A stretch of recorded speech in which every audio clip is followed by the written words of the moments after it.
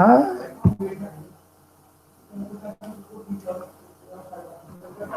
Estão vendo minha tela agora?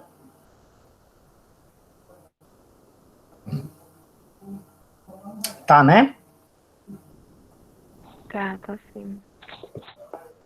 Tá. Se surgir alguma dúvida, vocês vão ter que falar no chat, ou vocês vão ter que abrir o microfone e falar, porque eu não vejo o chat, tá bom? Então vamos lá.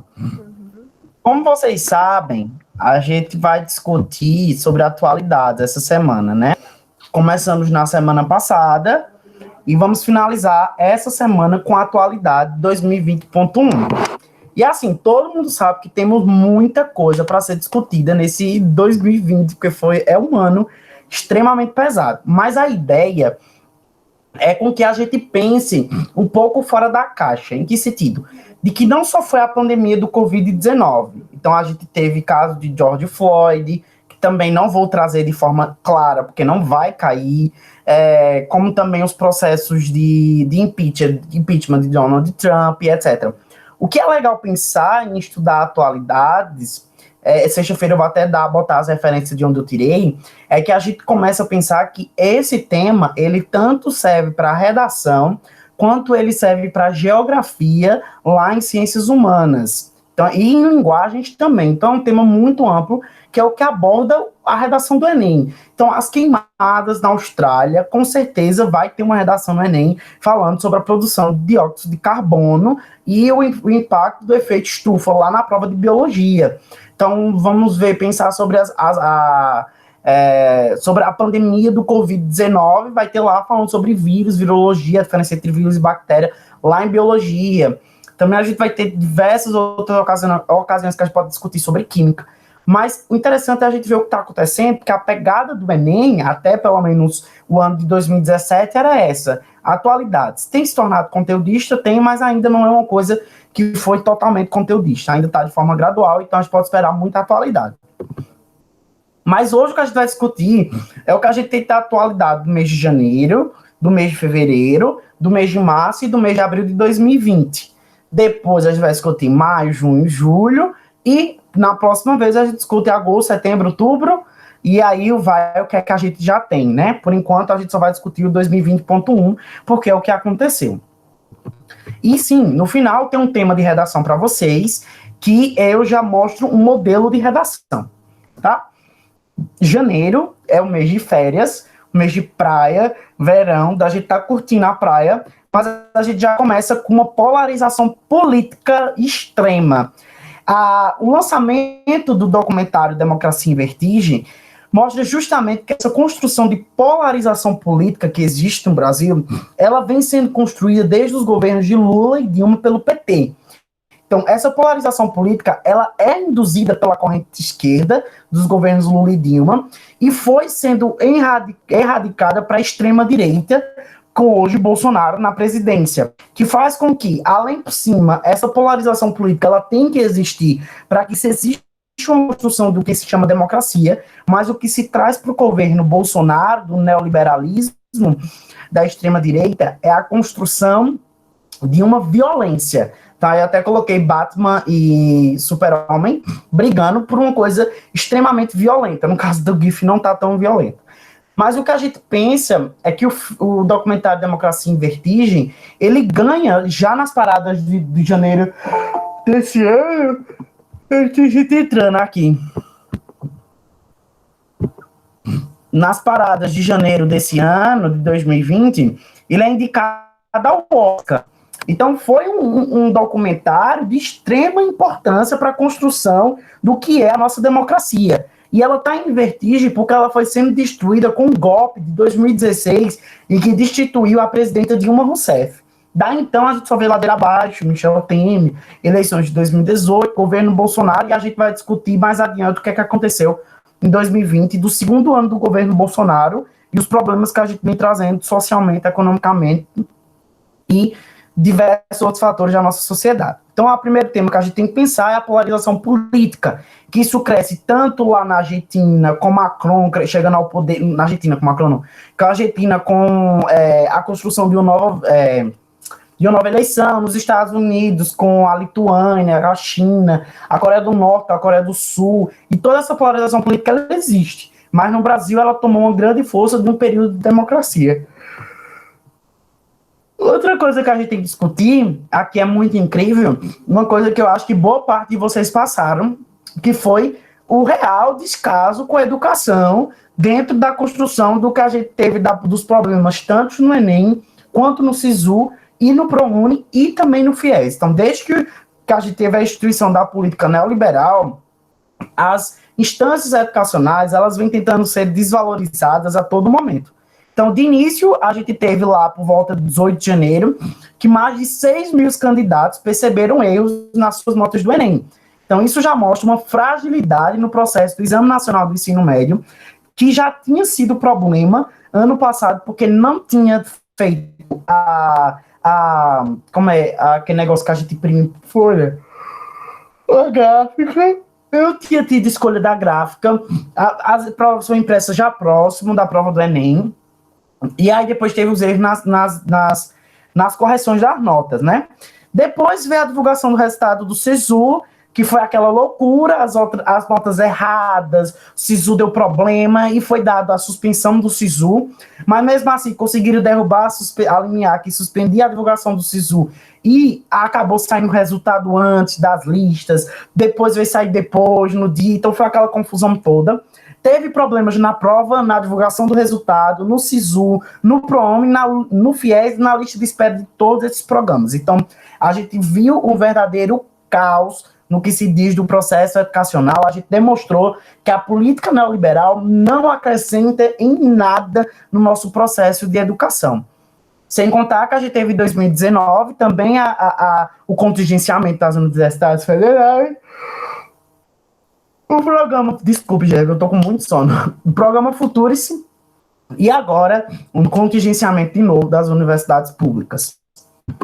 Outro problema que a gente teve em janeiro foi de forma internacional, foi um incêndio na Austrália. A gente teve aqui na nossa Amazônia, mas foi por volta de 2019, e que as causas eram diferentes. A Amazônia é um ambiente úmido, extremamente úmido, então os incêndios na Amazônia foram provocados, enquanto na Austrália os incêndios foram feitos por causa da sequidão, então da secura do estado do clima seco que existe lá na Austrália.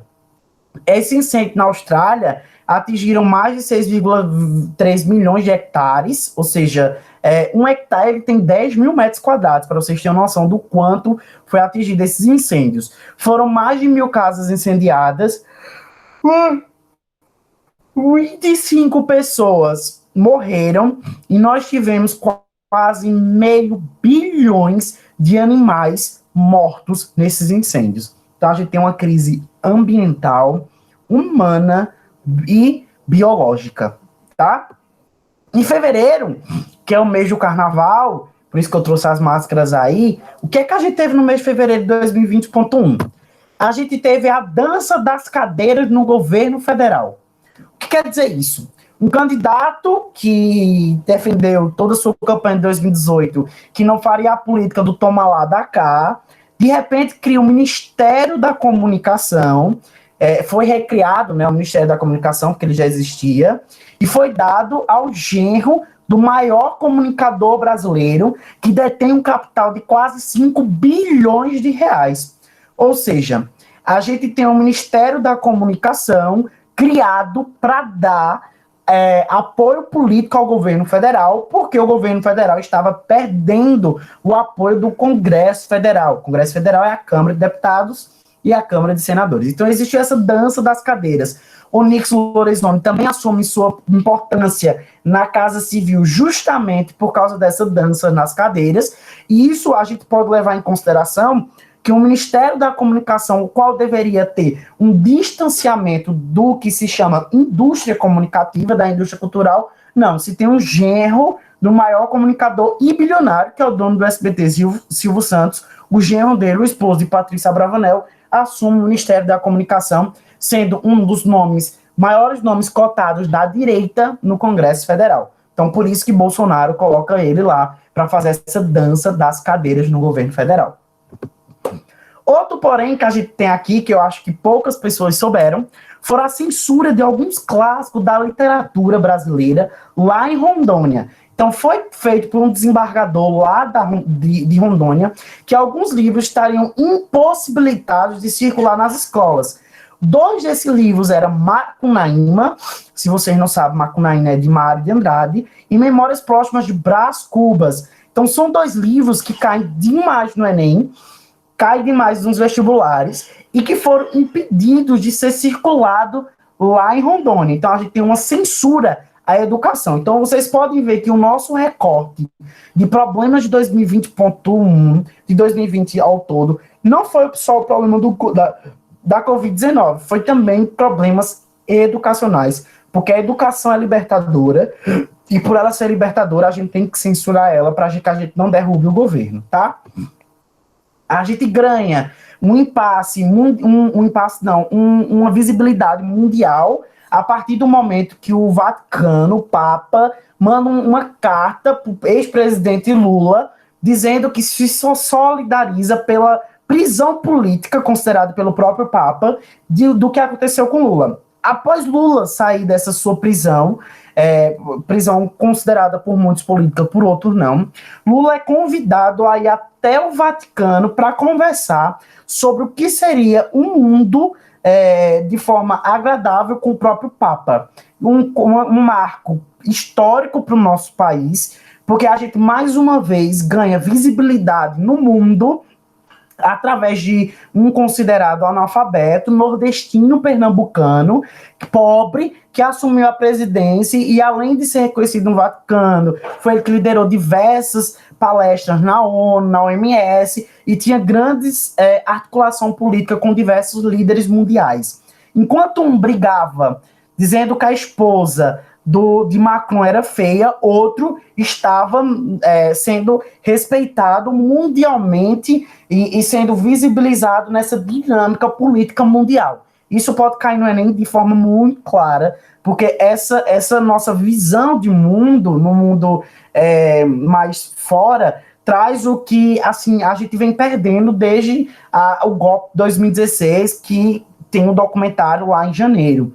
É interessante pensar também que o governo Bolsonaro também conseguiu avançar no que diz respeito a ser considerado um país desenvolvido diante do olhar dos Estados Unidos. Na mesma época de fevereiro, os Estados Unidos lançou uma carta considerando o Brasil que avançou do estado em desenvolvimento para o estado de desenvolvido. Mas, nessa carta, ele não releva o índice de IDH, que acopla outras perspectivas que o Brasil está em falha, que é a educação e a perspectiva de vida. Então, a gente tem, e o PIB também. Então, a gente tem esse avanço dentro da política mundial também no governo Bolsonaro, mas que é olhado de forma um pouco retraída. Por quê? Porque não é considerado outros fatores sociodemográficos nessa construção do que seria um país desenvolvido. Isso é bom para a gente porque a gente se aproxima dos maiores líderes mundiais, mas, entretanto, acaba meio que esquecendo que a educação faz parte e que é um cerne, um câncer na nossa história, é a falta de educação para o brasileiro, tá bom? Chega março, época de Páscoa, a gente tem um estado de calamidade decretado sobre a pandemia do Covid-19. Ainda a OMS não tinha colocado como uma pandemia, mas é interessante pensar que o estado de calamidade ele dá ideia para que o sistema público possa gastar, investir esse dinheiro em ações que possam conter a Covid-19 no país. E aí os estados e municípios, com esse estado de calamidade, alguns se aproveitaram e roubaram, mas os estados e municípios conseguiram conter um pouco mais do que seria o vírus no país nesses dias iniciais. Enquanto o presidente, mais uma vez, faz toda essa deslegitimação do que seria a quarentena, o isolamento social, e começa a defender o isolamento vertical, o uso da cloroquina, da azitromicina, da ivermectina, que a gente vai discutir um pouco mais lá para frente, tá bom? Então a ideia com isso é que o governo possa investir mais nos sistemas de saúde e em benefícios emergenciais para trabalhadores e empresários que possam amenizar os efeitos da pandemia do Covid-19 do país. Então, o estado de calamidade é isso. Eu só trouxe como uma curiosidade. Mas é interessante pensar que a ideia do estado de calamidade é a pandemia do Covid-19, para que a gente pudesse ter essa onda maior, esse pico, sem medidas de proteção, e de repente baixasse para que existisse essas medidas de proteção e todo mundo que fosse infectado conseguisse ser atendido pelo SUS. Detalhe, qual é o problema que a gente tem? A gente teve um controle, uma quarentena, mas ela foi deslegitimada pelo governo federal. Então, inclusive, a gente vai trazer alguns impasses ocorridos aí por volta de abril, entre o Covid-19 e o governo federal, mas é interessante pensar que alguns estados não conseguiram manter isso. É o caso que aconteceu com Manaus. Manaus entrou em colapso, não tinha sistema único de saúde público para o pessoal que estava lá e nem particular. Manaus estava acoplando seus corpos, seus cidadãos, em frigoríficos e abrindo valas.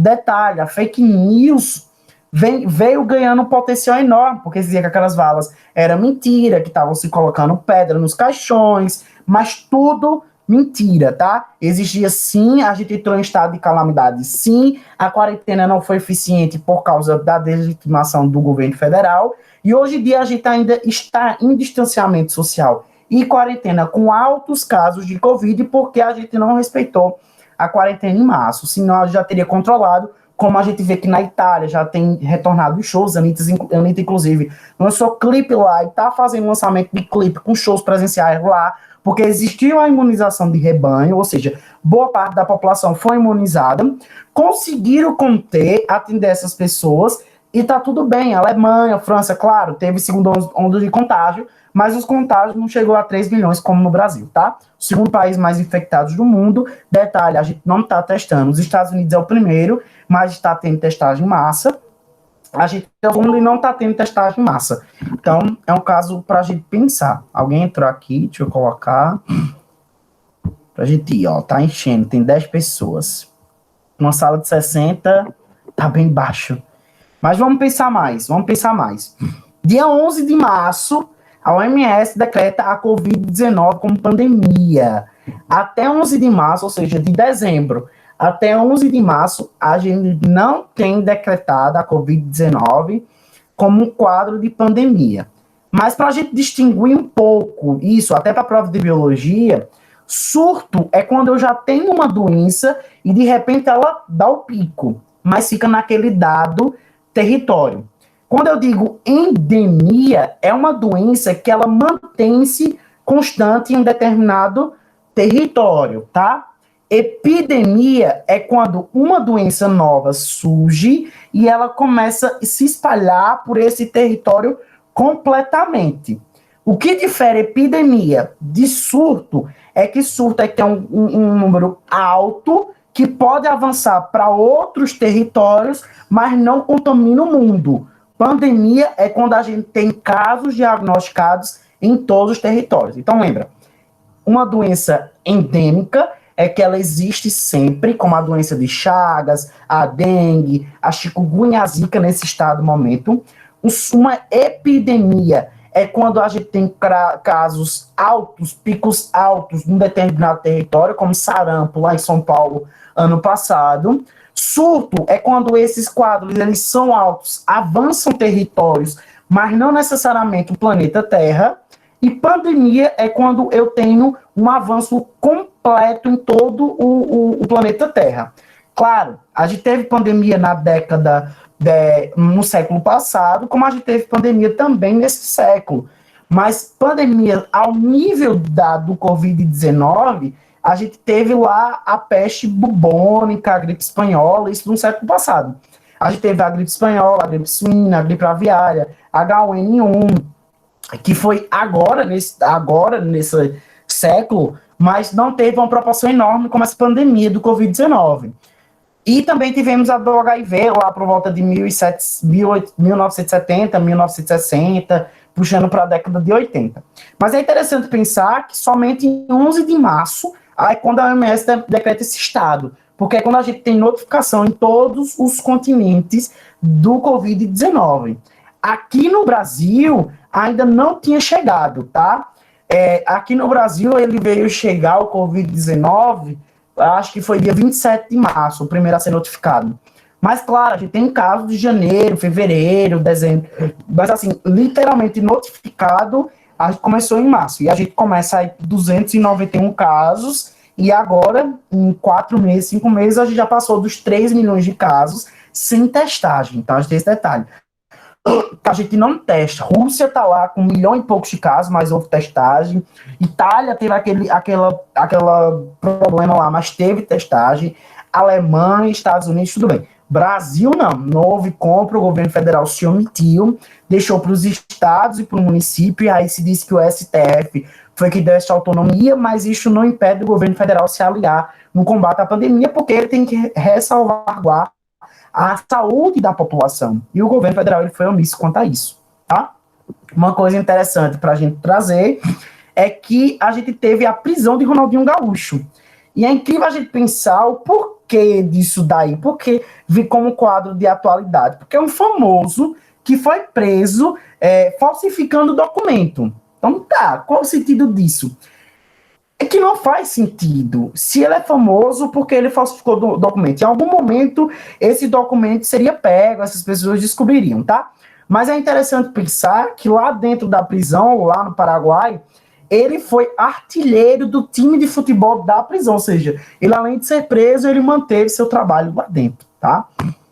Aqui pensar também o adiamento das Olimpíadas, enquanto a gente tinha um lado de pessoas dizendo que era mentira, a Covid-19, as Olimpíadas foram adiadas, quem não sabe a Olimpíada era para ser este ano, já era para ter ocorrido recentemente, mas aí elas foram adiadas, não se sabe mais a data, na verdade eu acho que ela já foi cancelada, mas vamos pensar que elas foram adiadas.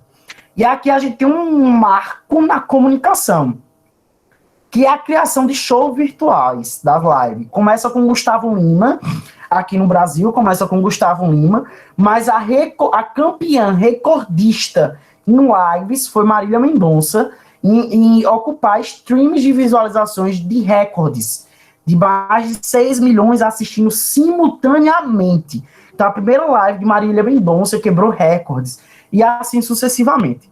Só que a gente tem um porém. Algumas lives excederam o que seria, por ser um live e eu ter acesso, um filho meu ter acesso, ou uma criança ter acesso, essas lives não tiveram pudores. Então, a gente tem casos de Gustavo Lima se alcoolizando, a gente tem casos de lives que duraram 12 horas, 24 horas, com um pouco do que a gente chama de exacerbação. Então, houve uma espetacularização das lives. De início estava tudo legal, estava tudo bonito, mas houve uma espetacularização.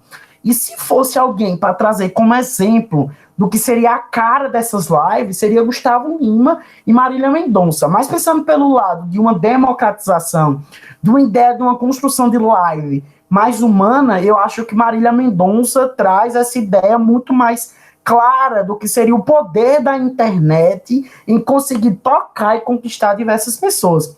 Isso é sem dúvida, isso é claro, é óbvio. Marília Mendonça, ela quebrou recordes. Claro, se vocês não sabem, Marília Mendonça, ela é a artista brasileira mais ouvida. Ela é mais ouvida até do que a Anitta. A Anitta, ela tem um grande respaldo internacional. Mas a artista brasileira que o povo mais escuta é Marília Mendonça. Então, se Marília Mendonça tem 200 milhões de visualizações, é só no Brasil, a Anitta deve ter uns 150, um exemplo, 150 milhões, mas aí espalda pela América Latina, agora chegando pela América do Norte, e também chegando na Europa, lá na Itália, que ela já está começando a puxar um pouco para a Itália, essa sua dinamização.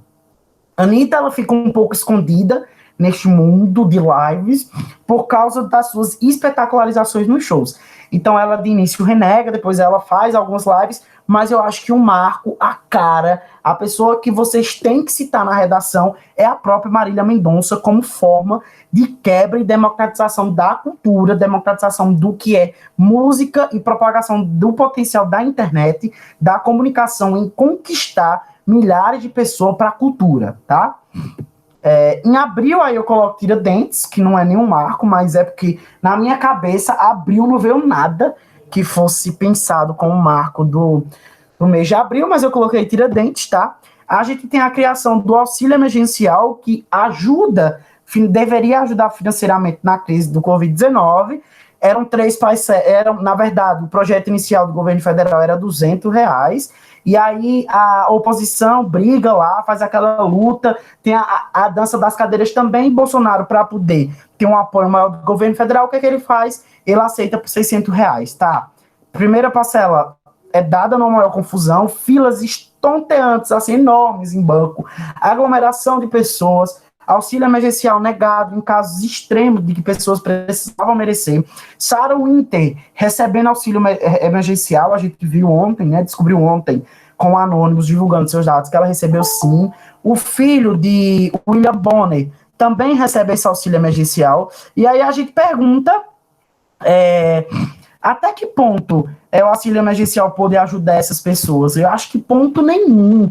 Até hoje tem pessoas que não receberam a terceira parcela do auxílio emergencial. Então, o auxílio emergencial, que era para ser março, abril, maio, junho, a gente está em agosto e não receberam a terceira parcela. Então, isso é que foi com que fez as pessoas irem às ruas a voltar a trabalhar. Não era porque as pessoas não eram tão conscientes, era porque não houve incentivo nem de forma oral, nem de forma fiscal, nem de forma educacional pelo governo federal de instruir e ajudar a população.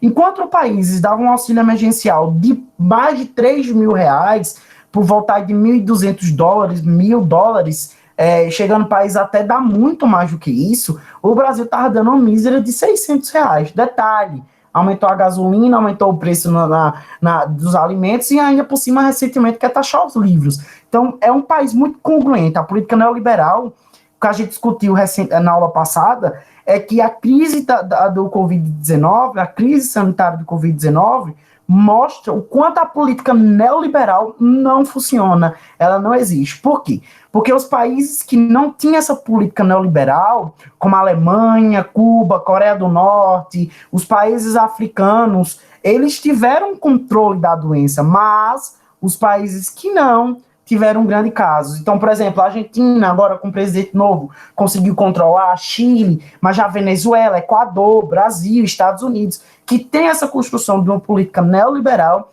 mostrou o quão falho é esse governo, tá bom? E aqui a gente começa nossas crises, assim, extraordinárias dentro do próprio governo. Além da gente estar num fator de estresse, que de 0 a 100 é 150, o governo, mais uma vez, se mostra ineficiente quanto a isso. Então, a gente tem a primeira briga entre Bolsonaro e Mandetta. Em que sentido? A gente tinha um médico no Ministério da Saúde que, por mais que ele já tenha feito críticas ao SUS, e detalhe, Mandetta, ele é um dos sócios da Unimed. Então, ele não tinha necessariamente essa ideia de SUS. Ele criou aí como uma ideia fictícia para ganhar apoio popular. Mas existe esse embate entre Bolsonaro e Mandetta em relação ao isolamento social, que Bolsonaro defendia o isolamento vertical enquanto Mandetta o horizontal. Quem não sabe, isolamento vertical é você colocar todos os grupos de risco em casa, e horizontal é todo mundo, ou seja, se o meu avô estiver em casa e eu, que não sou grupo de risco, vou trabalhar, vou passar para o meu avô, mas assim, na cabeça de algumas pessoas, isso funcionaria, mas não funciona. E o uso da cloroquina, que já está mais do que comprovado, que a cloroquina não traz cura e nem prevenção aos casos de Covid-19, nem leve, nem grave, nem morte. Nada. A cloroquina não serve, já está comprovado cientificamente que isso não dá resultado, além de cegueira e problemas cardíacos e pulmonares. Inclusive, o próprio presidente utilizou a cloroquina e desenvolveu um mofo no pulmão que ainda não foi identificado. Essa figura é muito incrível apresentar, porque mostra de antemão Bolsonaro dando soco aí em Mandetta, e de repente Mandetta meio que acaba derrubando Bolsonaro, porque Bolsonaro tira Mandetta, depois entra Nelson Tais, que também não concorda com as políticas de Bolsonaro, com 15 dias de Nelson Tais sai. A gente tem o Pazuello como ministro interino e está até hoje. Então a gente tem quase 3 meses aí que não temos ministro da saúde. Nós temos um coronel, Pazuello, que está atuando aí como ministro da saúde, mas não é ministro da saúde. Nós temos na UFPB, interessante saber, o secretário executivo de Vigilância em Saúde do Ministério da Saúde, ele é professor da UFPB. É o professor Arnaldo Correia, ele ensina no curso de medicina, e é interessante a gente saber isso, porque vocês percebam que vocês estão em uma universidade que tem representatividade, tá? Então tá lá Arnaldo Correia tentando lutar contra essa política do Bolsonaro, mas levando várias censuras por ser contra esse governo, mas tentou ir lá, tem algumas políticas dele que a gente não concorda, mas é interessante entender que a UFPB faz história, a UFPB é importante, sim, na construção de vocês. No final de abril, na famosa reunião ministerial do dia 22 de abril, Moro, 2 dias depois, sai e trava uma batalha contra Bolsonaro, dizendo que Bolsonaro tentou interferir na Polícia Federal. E Moro sai e isso quebra as pernas de Bolsonaro. Então a gente tem Mandetta, a gente tem Nelson Tais, a gente tem Regina Duarte saindo, né, do governo federal, a gente tem Sérgio Moro, Arthur Weintraub, que saiu, e agora a gente tem o ministro da Economia, Paulo Guedes, que está na iminência de saída do governo. Inclusive, hoje, antes de vir para a aula, eu cheguei a ler que o dólar aumentou e a Ibovespa caiu justamente por essa iminência de Paulo Guedes sair. Paulo Guedes vai sair sim, e isso vai dar um quebra-pau em Bolsonaro enorme. Então a gente vê uma destituição do governo Bolsonaro desmoronando, tá? Aí já fomos até abril, beleza? O que eu quero que vocês pensem para a redação dessa semana é se a pandemia do Covid-19, aí vocês anotem como tema, se a pandemia do Covid-19 causa também problemas mentais, problemas na saúde mental da população. Esse foi um tema da redação da prova de Faculdade de Medicina de Olinda, da FMO, em que eu fiz essa redação para demonstrar a vocês, porque eu achei o tema interessante. Por quê? Porque o Covid-19 não só traz uma crise sanitária, ela traz uma crise psicossomática também. Então, daqui a uns 6 meses, 1 ano, 2 anos, a gente vai ver um quadro enorme de transtornos de humor, depressão, de transtorno de humor, que inclui depressão, ansiedade, bipolaridade, etc. Mas outros transtornos mentais. E é interessante porque eu construí essa redação rapidinha, foi bem rapidinha. Mas veja a introdução, vê. Em 2019, surge um Han na China, uma doença desconhecida que só em 2020 veio ser nomeada como Covid-19 pela OMS. Vê só, eu fiz a contextualização na minha redação. Contei como aconteceu. Beleza. Não demorou muito para que a moléstia evoluísse para uma pandemia. Estou saindo lá da China, fui lá para a OMS e estou jogando para o Brasil. Chegando ao Brasil por volta de fevereiro de 2020. Então eu já trouxe o quadro lá mundial para o quadro Brasil, que é o que eu falo. Temática, contextualização, transição, e agora é que eu vou falar a minha tese. Então, essa patologia ainda carece de muitos estudos, desde a sua origem até as consequências de quem foi identificado. Entretanto, poucos especialistas estão focando suas pesquisas em temas secundários, como, por exemplo, a influência negativa da pandemia do Covid-19 na saúde mental dos cidadãos. Que cidadãos são esses? Os brasileiros. Então, olha a contextualização. Rapidinho a contextualização. Ó. Em 2019, OMS. 1 linha, 2 linhas eu já fiz a contextualização. A transição eu fiz em 2 linhas também.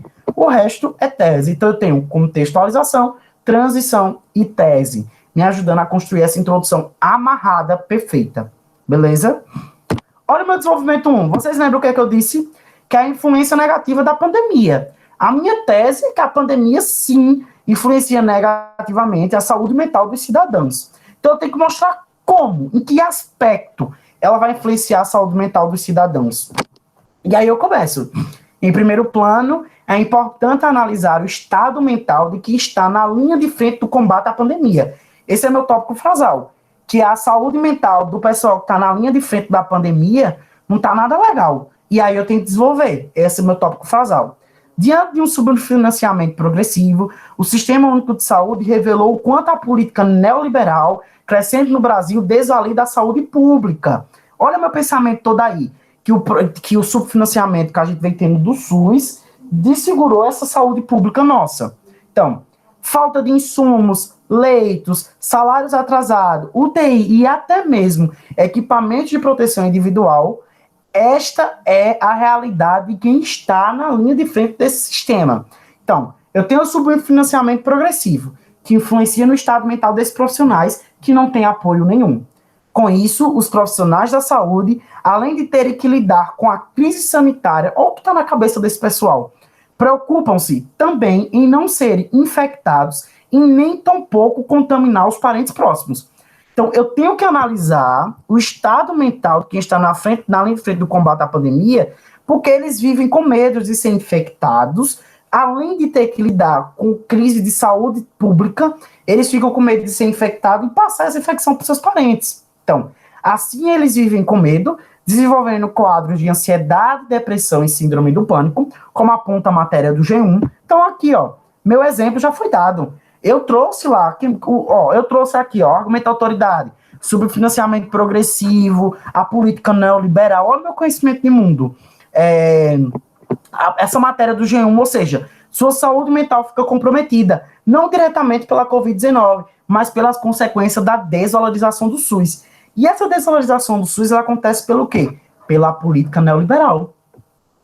Beleza? Alguma dúvida até aqui? Não, Matheus, tá tranquilo. Tá tranquilo, né? Então vamos lá para o desenvolvimento 2. Uma aguinha.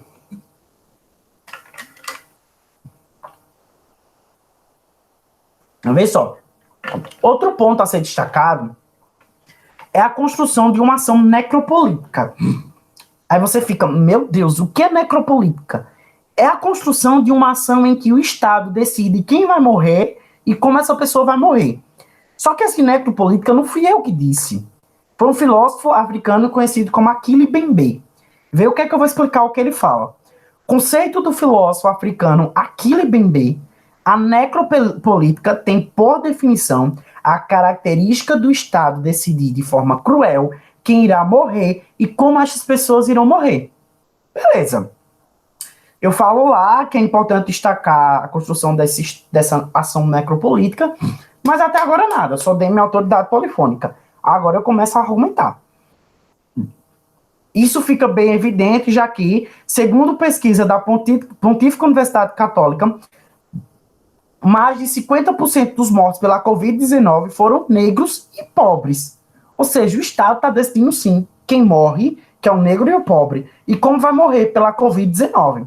Dessa forma, gera um quadro de insanidade mental. Olha o problema mental lá do tema, visto que estas pessoas se encontram com pouco amparo, tanto para conseguir driblar a crise sanitária, bem como ter um tratamento digno quando infectados. Diante a atraso do auxílio emergencial, olha os problemas, filas exorbitantes em bancos e espera de UTI, a população mais pobre tem de enfrentar o medo de ser contaminado, pois sabem que o cuidado é negado a eles, deixando-os à mercê da marginalização. Então, o problema no meu D1 são os profissionais de saúde que não têm amparo, e no D2 é a população como um todo, que também não tem amparo. Então, a pandemia do Covid-19 influencia, sim, na saúde mental de todos, tá? E aqui, para finalizar a conclusão. Portanto, fica claro que sim, o Covid-19, no caso é o coronavírus 19, se eu coloco a doença, aí fica A, mas se eu coloco só se eu boto só Covid, fica U. Se eu boto doença, vira A, tá? Causa danos à saúde mental dos cidadãos. Para evitar isso, o quê? Esses problemas, torna-se importante a ação do Ministério da Economia, conjuntamente com o Ministério da Saúde, são meus agentes. Por que eu escolhi esses agentes? Como é que eles vão fazer? Em garantir o financiamento do SUS e os insumos que estão escassos, para quê? A fim de amenizar o pânico dos profissionais de saúde. Então, já resolvi o meu D1. Bem como a garantia do auxílio emergencial e a atenção direcionada a populações pobres e negras, com visita domiciliares constante dos médicos e testagem em massa da população. Então, eu resolvi o problema dos profissionais de saúde, financiando o SUS, e a testagem de massa da população. Ainda por cima, eu tento dar uma alternativa e coloco, alternativamente, pode surgir a validação de práticas alternativas e complementares no tratamento dos possíveis transtornos mentais, por serem de baixo custo, eficientes e democráticos. Resolvi toda a minha redação.